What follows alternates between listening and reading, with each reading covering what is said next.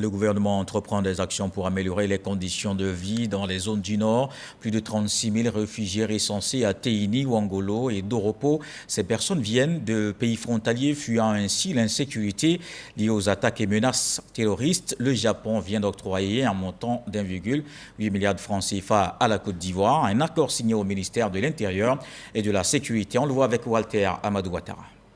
Cette signature de protocole d'accord entre la JICA, le PNUD et le ministère de l'Intérieur et de la Sécurité donne de l'espoir aux élus des régions du Kyologo et du Bunkani, des zones qui accueillent en ce moment près de 37 000 réfugiés qui fuient les crises sécuritaires dans les pays frontaliers du Nord.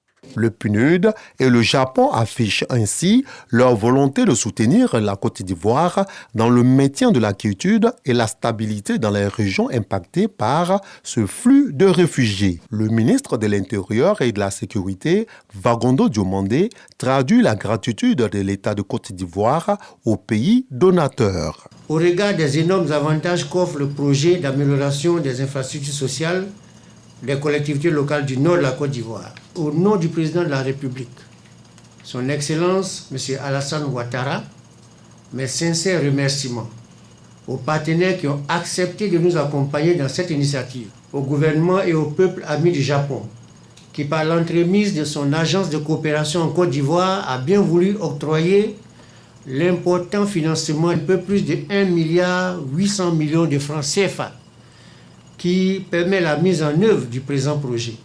Grâce à cette aide du Japon, plusieurs infrastructures sociales de base seront réalisées.